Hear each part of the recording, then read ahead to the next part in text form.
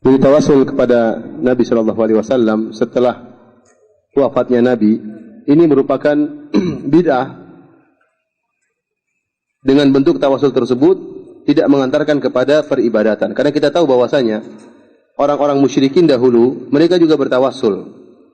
Saudara-saudara sekalian, dengan ini kita ingin menyebutkan bahwa bertawasul itu ada landasan Qur'annya, landasan sunnahnya, praktek dari para ulamanya. Lalu Anda yang menyebutkan tawasul bagi orang mati itu terlarang, dalilnya apa? Gak boleh bikin bid'ah baru. Anda yang mengada-ngada nih atas nama agama, melarang sesuatu padahal agama membolehkan. Terima kasih banyak. Wassalamualaikum warahmatullahi wabarakatuh. Dalam ayat seperti kata Allah Subhanahu wa taala, mereka mengatakan ma na'buduhum illa liqarribuna ila Allahi zulfa. Kami tidak menyembah mereka kecuali mendekatkan kami kepada Allah sedekat-dekatnya. Dalam ayat yang lain mereka mengatakan haula'i syufa'auna indallah. Ya. Mereka adalah pemberi syafaat bagi kami di sisi Allah. Jadi orang-orang musyrikin dahulu mereka menyembah sesembahan-sembahan mereka seperti Lata, Uzza dan yang lainnya dalam rangka untuk menyembah Allah. Perhatikan sini.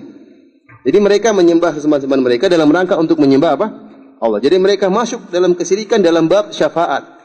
Akan tapi tatkala mereka minta syafaat kepada sesembahan-sembahan mereka disertai dengan peribadatan. Disertai dengan peribadatan sehingga mereka terjerumus dalam kesyirikan. Entah dengan menyembelih untuk mereka, entah dengan meminta kepada mereka, ya, entah dengan ketundukan, ya, kerendahan di hadapan sembahan-sembahan mereka tersebut, sehingga mereka bukan hanya sekedar bertawasul secara murni, tetapi disertai dengan peribadatan kepada sembahan-sembahan tersebut.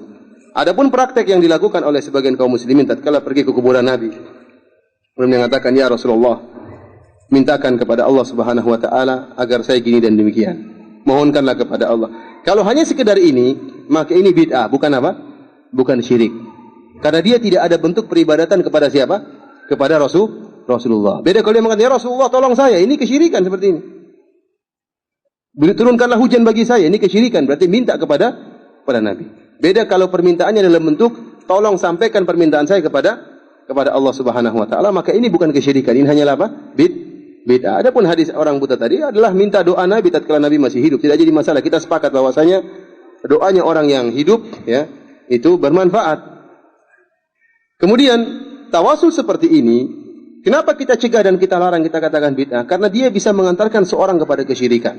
Ini kenyataan. Saya tanya sama antum ya, sekarang logikanya begini.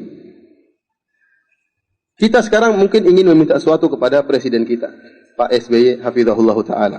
Ada permintaan yang ingin kita minta dari Pak SBY. Tapi kita tahu, kalau kita menemui Pak SBY, karena Pak SBY tidak kenal sama kita, mungkin kita ditolak atau kita diusir karena beliau sangat sibuk dan macam-macamnya mungkin ya. Sehingga kita tidak pede untuk minta langsung kepada Pak SBY. Sehingga akhirnya kita minta melalui perantaranya, menteri yang dekat dengan Pak SBY. Akhirnya tatkala kita ingin minta sesuatu kepada Pak SBY, kita pun pergi ke menteri tersebut. Namun, yang jadi masalah, tatkala kita pergi ke menteri tersebut, kita mengatakan, Pak Menteri, tolong Pak Menteri, kasihan saya Pak Menteri. Kita benar merendah kepada siapa? Pak Menteri tadi. Sehingga SBY kita lupa, pengagungan terhadap SBY kita lupa. Pengagungan kita berpindah kepada siapa? Menteri. Ini yang kita khawatirkan terjerumus dalam kesyirikan. Antum bisa bayangkan orang yang pergi ke menteri, dia merengeknya kepada siapa?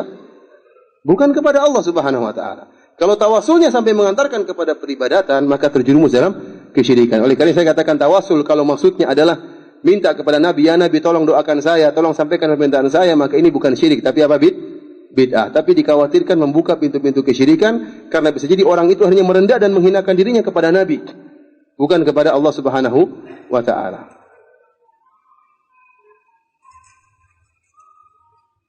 Paham?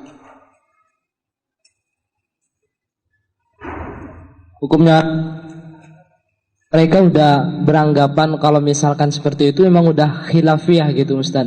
Tidak bisa kita bilang bagaimana masalah ini, meskipun khilafiyah kita harus tegas. Kita harus tegas karena ini pintu-pintu. Sekarang masalah kuburan, pergi kuburan, beribadah ke kuburan. Kalau orang bilang khilafiyah, ada saja khilafnya. Ada saja ulama yang mengatakan boleh beribadah di kuburan. Ada saja. Namun kita bilang ulama tidak maksum. Hadis-hadis Nabi begitu banyak menegaskan larangan untuk beribadah di kuburan dan mengantarkan kepada pengagungan terhadap penghuni kubur. Nanti ada yang mengatakan boleh minta kepada mayat. Ada ulama, ada yang bolehkan, ada yang bolehkan. Akhirnya apa? Ini masalah khilafiyah. Padahal syirik atau tauhid. Oleh karena kita mengatakan meskipun ada sebagian ulama yang bolehkan, namun kita bilang bahwasanya para salaf tidak ada yang bolehkan. Itu ulama mutaakhirin, abad ke-8 atau abad ke-9 yang bolehkan tersebut. Adapun kalau kita buka buku-buku terdahulu tidak ada pernyataan seperti ini. Nah kita katakan kalau tawasul kepada Nabi adalah bid'ah selama tidak mengantarkan kepada bentuk peribadatan kepada Nabi sallallahu alaihi wasallam. Ini juga perhatian bagi kita. Jangan mudah-mudah kita memvonis orang musyrik. Karena bisa jadi orang tidak terjerumus dalam syirik kita katakan syirik. Bisa jadi hanya sekedar apa? Kita katakan syirik. Bisa jadi hanya sekedar apa? Bid'ah. Tidak sampai pada tingkatan kesyirikan. Wallahu a'lam bishawab. Saya ingin melanjutkan pembahasan di video sebelumnya berkaitan dengan tawassul. Sudah kita katakan sebelumnya bahwa bertawassul itu tidak berarti menyembah sesuatu selain Allah. Bertawassul dengan wali, kata Sayyid Muhammad, itu artinya bertawassul dengan amal solehnya, dengan kedudukannya di sisi Allah Subhanahu wa Ta'ala. Karena itu, wali hidup ataupun wali yang sudah mati, statusnya sama sebetulnya, sama-sama boleh. Kenapa? Karena amal soleh dan kedudukannya di sisi Allah, kedudukan wali di sisi Allah itu tidak lenyap seiring dengan matinya yang bersangkutan. Jadi justru dengan matinya seorang wali, dia masuk ke alam kehidupan yang lebih sempurna ketimbang alam dunia. Makanya saya terheran-heran dengan orang yang mengatakan tawassul itu boleh kalau dengan amal soleh, juga boleh kalau dengan orang yang masih hidup, tapi nggak boleh kalau sudah mati. Itu alasannya apa ya?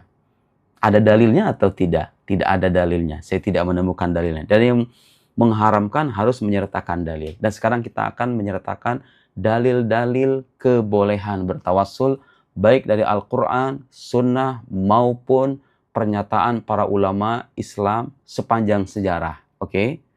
Setelah kita paparkan ini, kita berhak menanyakan dalil keharaman kepada mereka-mereka yang mengharamkan tawassul. Ya, saya akan mulai dengan referensi yang ada dulu. Mawsu'ah Sayyidi Syekh Abdullah ibn Siddiq Al-Ghumari. Al-Ghumari ini mengarang sebuah kitab, judulnya sangat bagus dan ini bisa menjadi referensi untuk menyajikan dalil-dalil terkait kebolehan tawassul. Ingat ya, tawassul itu bukan sebuah kewajiban. Tapi kalau ada orang melakukan, jangan Anda tuduh itu sebagai bid'ah dan kemusyrikan, karena itu ada dasarnya dalam Al-Quran, hadis yang sahih, dan praktek para ulama sepanjang zaman. Oke? Yang mengharamkan itu saya juga heran ya, dari mana mereka itu landasannya. Ithaful adkiya bijawazit tawassul bil anbiya wal awliya. Ya, di Mawsu'ah Al-Ghumari jilid ke-14. Jilid ke-14. Satu, dari Al-Quran. Dari Al-Quran. Walau annahum idzalamu anfusahum ja'uka fastaghfirullaha wastaghfara lahumur rasul lawajadullaha tawwabar rahima. Lihat, Anda kalau teliti membaca ayat Al-Quran, Anda akan menemukan tidak ada persoalan serius sama sekali dengan tawassul itu. Karena Al-Quran sendiri sejak awal membolehkan itu. Walau annahum idzalamu anfusahum, seandainya mereka ketika menzolimi diri mereka sendiri itu, ja'uka, datang kepadamu wahai Muhammad. Artinya bertawassul dengan Nabi Muhammad. Fastaghfirullah, kemudian mereka mohon ampun kepada Allah. Wastaghfara lahumur rasul, kemudian Rasul juga memintakan ampunan untuk mereka. Apa lanjutannya? Apakah Quran mengatakan musyrik? Kalau orang menzolimi dirinya sendiri, kemudian datang ke Nabi, bertawassul dengan Nabi, menjadikan Nabi sebagai perantara. Oke. Kemudian mereka beristighfar, lalu Rasul pun memintakan ampunan kepada mereka. Mintakan ampunan untuk mereka. Apa jawaban Al-Quran? Lawajadullaha tawwabar rahima. Maka mereka akan mendapati Allah sebagai zat yang maha menerima taubat dan maha pengasih. Al-Quran tidak mengatakan bahwa orang yang bertawassul kepada Nabi itu musyrik. Justru dengan Anda bertawassul kepada Nabi, maka harapan Anda itu besar kemungkinan akan dikabulkan. Allah menerima pertaubatan Anda. Allah menjadi sosok yang pengasih untuk Anda. Apa komentar Al-Ghumari terkait ayat ini? Dengarkan. Fahadhil ayat yang tadi saya sebut itu, wa in kanat nazalat bisababil munafiqin al-mutahakimin ila taghut, sekalipun dia turun dalam konteks orang-orang munafik yang berhukum dengan taghut, artinya sesuatu selain Allah gitu ya. Fahiya ammah, dia itu bersifat umum. Bukan saya ngomong ya. Ahli usul fiqih dari Maroko, Abdul Siddiq Al-Ghumari, 19 jilid karangannya. Amatun tashmal kulla asin wa muqassirin. Mencakup semua orang yang bermaksiat dan orang-orang yang lalai. Termasuk orang muslim.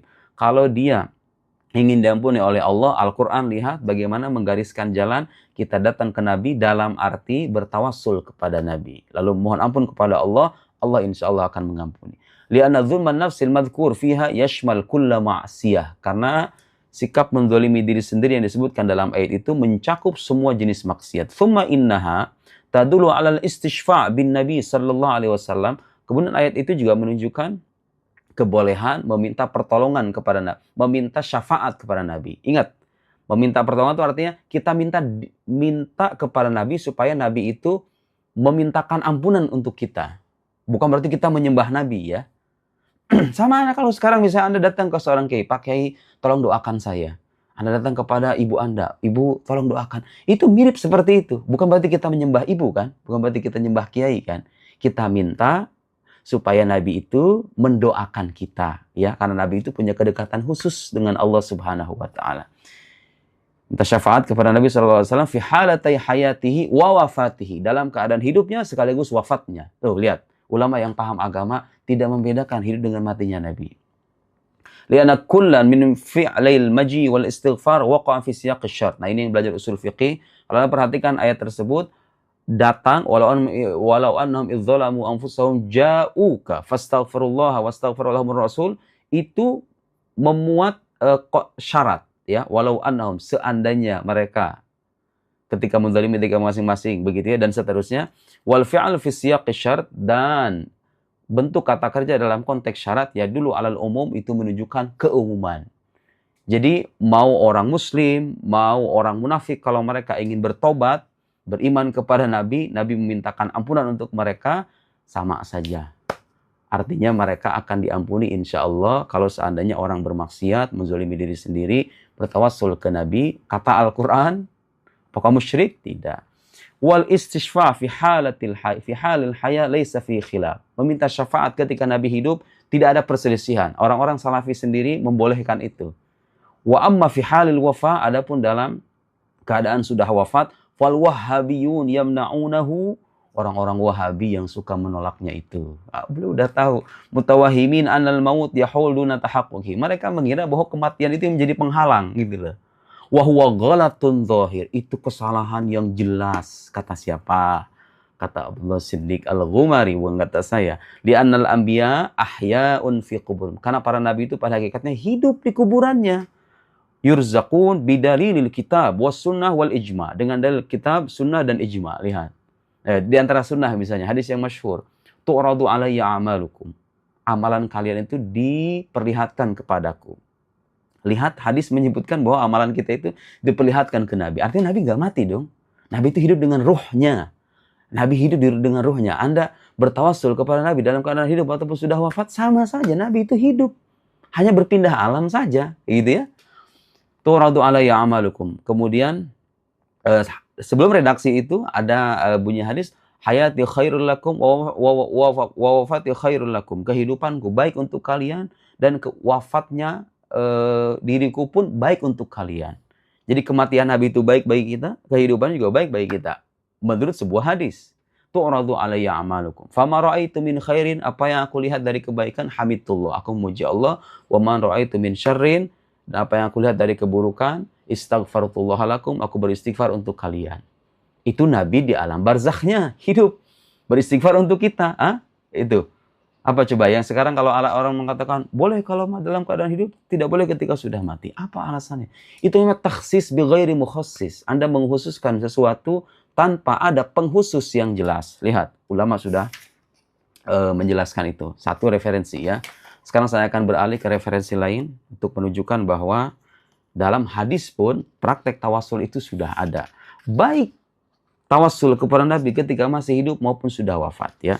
Mungkin ini video agak panjang supaya Anda puas dengan dalil-dalil. Bagi orang-orang yang suka meragukan dengan alasan tidak adanya dalil. Oke. Lihat. Sebagai rincian tambahan silahkan Anda baca, ini buku bagus, tipis ya. As-Siratul Mustaqim fi Bayan Madhab Al-Muhaddisin fi Maltabas Minal Mafahim. Lihat. Karangan Ahmad Nabawi. Di sini ada bab tentang tawassul dan membuktikan dalil-dalil kebolehan tawassul dari sunnah, dari Al-Quran dan teks-teks para ulama muslim. Jadi sekali lagi ya, tawassul kepada wali itu artinya bertawassul dengan amal saleh mereka, dengan kedudukan mereka di sisi Allah Subhanahu wa taala. Karena kedudukan mereka itu nggak hilang dengan adanya kematian, maka bertawassul kepada wali yang masih hidup maupun yang sudah meninggal itu sama saja kebolehannya. Karena amal soleh dan kedudukan itu nggak hilang dengan adanya kematian. Paham ya? Oke. Kemarin dari hadis sahih ya. Ini hadis masyhur dan sering dijadikan dalil kebolehan tawassul. Sebenarnya ini persoalan sudah selesai, tapi kita hidup di zaman di mana orang tuh ketika sudah banyak dalil masih minta dalil. Mau nggak mau kita harus sertakan ulang dalil ini. Udah banyak dibahas sama orang-orang NU nih. An Uthman ibn Hunayf, dari Uthman ibn Hunayf, anna rajulan darir al-basar atan Nabi sallallahu alaihi wasallam faqal. Ada seorang buta datang ke Nabi. Ud'ullaha ayu afiyani, ya Rasulullah, mintalah, mohonlah kepada Allah supaya dia menyembuhkanku, kata orang buta ini. Qala, kata Nabi, in syi'ta da'autu wa in syi'ta sabarta. Kalau kamu mau, aku akan berdoa, tapi kalau kamu mau juga, engkau bersabar. Dikasih pilihan. Mau nggak aku doakan? Atau mau nggak kalau kamu bersabar? Wa in syi'ta sabarta fa huwa khairun laka, itu lebih baik bagi kamu kalau kamu bersabar. Nabi ngasih pilihan itu. Qala fad'u, Rasulullah, doain aja deh. Qala fa amarahu ay yatawadda fa yuhsina wudu'ahu wa yad'u bihadzal du'a. Nabi kemudian merintahkan dia untuk berwudu, kemudian berdoa dengan doa ini. Nih doanya nih. Udah ada zaman Nabi. Allahumma inni as'aluka wa atawajjahu ilaika binabiika Muhammadin nabiyir rahmah. Ya Allah, aku memohon kepadamu, aku menghadapkan diri kepadamu dengan nabimu Muhammad, nabi rahmat. Lihat. Binabiika Muhammad nabi rahmat. Ya Muhammad, inni tawajjahtu. Ya Muhammad, lihat. Manggil ya Muhammad. Apa itu artinya menjadikan Muhammad sebagai Tuhan? Bukan. Jadi kalau ada orang bertawasul, ya Sayyidina Husain, ya Sayyidil Badawi, itu bukan nyembah Sayyidina Husain, bukan nyembah Sayyidil Badawi, itu hanya sebatas panggilan semata. Minta kepada mereka supaya mereka mendoakan kita, gitu loh. Supaya mereka memintakan istighfar, memintakan ampunan kepada Allah untuk kita. Begitu maksudnya, bukan menyembah ya. Berhusnuzon sama muslim. Kalau ada orang bilang begitu, bilang panggilan kepada seorang wali atau ke Nabi, ya Rasulullah aghithna, ya Rasulullah, ya Muhammad, itu bukan menyembah Nabi, tapi itu hanya sebatas memanggil supaya Nabi itu mendoakan kita. Doanya buat siapa? Doanya buat Allah semuanya, mengarah kepada Allah. Ya Muhammad, inni tawajjahtu bika ila rabbi fi hajati hadhihi lituqdali. Ya Rasulullah, ya Muhammad, wahai Nabi Muhammad, aku menghadapkan diri kepada Allah denganmu, bertawassul dengan Nabi Muhammad. Ila Rabbi, kepada Tuhanku, fi hajati, dalam hajatku yang satu ini, lituqdoli, agar dipenuhi. Allahumma fasyafi'uhu fiyya. Lihat, nah kemudian ada penjelasan. Wa qad ittafaqal muhaddisun ala sihhati. Para ahli hadis sepakat dengan kesahihan hadis ini. Siapa di antaranya? At-Tirmidzi, Ibnu Khuzaimah, Tabrani, Al-Hakim, Al-Baihaqi, Al-Maqdisi, Al-Munziri, Abdul Ghani Al-Maqdisi, An-Nawawi, Al-Zahabi, Wal-Haythami, Ibnu Hajar, dan lain-lain. Termasuk Ibnu Taimiyah mensahihkan hadis ini, hanya saja mereka menyebutkan bahwa ini hanya diperbolehkan ketika Nabi masih hidup. Kalau sudah mati, enggak. Anda harus menyertakan alasan kenapa itu. Kita sudah menjelaskan alasannya, bahwa dalam keadaan hidup ataupun sudah meninggal, itu sama saja. Karena ruhnya Nabi itu tidak mengalami kematian. Ya. Wala tahsabanna alladziina qutilu fis sabilillahi amwat bal ahya. Lihat, jangan kamu mengira orang-orang yang dibunuh di jalan Allah itu mati. Quran mengatakan bal ahya, mereka itu hidup. Itu orang-orang yang mati syahid di kalangan umat Nabi Muhammad, apalagi nabinya. Orang yang syahid tadi dikatakan hidup, apalagi nabinya, masa dikatakan mati, begitu ya. Itu juga diantara dalil yang disertakan oleh Siddiq Al-Ghumari untuk menyatakan bahwa Nabi itu hidup di alam barzakhnya dengan ruhnya, ya. Oke, itu sebagai bukti bahwa dalam sunnah pun ada landasan tawassul itu. Kemudian sekarang misalnya ada juga nih kutipan-kutipan, saya nggak tahu harus mengutip yang mana karena banyak sekali. Banyak sekali. Nah, kemudian yang menarik, Uthman ibn Hunayf sendiri ada dalam sebuah hadis lain, dan hadisnya juga sahih, disahihkan oleh Imam Tabrani dalam Mu'jam Al-Kabir. Ada suatu ketika seorang laki-laki datang kepada Utsman ibn Affan. Fakana Utsman la yaltafit ilaik. Utsman kemudian tidak menoleh. Wala yanzur fi hajati. Falaqiya Ibnu Hunayf. Kemudian dia bertemu dengan Ibnu Hunayf, Utsman ibn Hunayf tadi. Fasyaka dzalika ilaik. Kemudian mengadu. Faqala Utsman ibn Hunayf. Utsman ibn Hunayf mengarahkan sahabat lain juga untuk bertawassul. Itil midhu'a fatawaddu. Kamu datang ke tempat wudu, berwudulah. Tsumma til masjid. Kemudian datanglah ke masjid. Fasholli fihi raka'atain. Tsumma qul. Kemudian katakan. Jadi Utsman ibn Hunayf mengarahkan sahabat lain untuk bertawassul juga. Kalau tawassul itu musyrik, ngapain sahabat mempraktekkan itu? Doanya, Allahumma inni as'aluka wa atawajjahu ilaika binabiyina Muhammadin. Nabi rahmah, ya Muhammad, ini atawajjahu bika ila rabbi fatuqdi li hajati wa tadhkur hajatak wa ruh hatta aruhu ma'ak. Dan hadis yang lain. Hadis ini juga disahihkan oleh At-Tabrani, disetujui oleh Al-Baihaqi, Al-Mundhiri, Al-Haythami, dan lain-lain. Yang menarik saudara, ya, di zaman sahabat ternyata tawassul kepada Nabi, tadi kan dalam keadaan hidup. Ketika Nabi sudah wafat di alam kuburnya, ternyata ada juga praktik tawassul kepada Nabi dalam keadaan beliau sudah meninggal itu. Mana buktinya? Ada sebuah hadis yang diriwayatkan oleh Imam Ibn Abi Syaibah dan Imam Baihaqi dari riwayat Abi Salih As-Samman an Malik ad-Dar wa kana khazin Umar qala asaban nas qahtun fi zamani Umar ibn Al-Khattab. Suatu ketika ada qahtun itu kekeringan ya di zaman Umar ibn Khattab. Faja'a rajul ila qabrin Nabi. Kemudian ada seorang laki-laki datang ke kuburan Nabi. Faqal ya Rasulullah. Ya Rasulullah. Lihat di zaman Sayyidina Umar ini. Istasqillaha li ummatik fa innahum qad halaku. Ya Rasulullah, mintakanlah hujan untuk umatmu. Mereka celaka begitu ya. Fa'atahu Rasulullah fil manam. Tiba-tiba kemudian Nabi datang dalam mimpinya. Faqala i'ti Umar fa'aqrihus salam.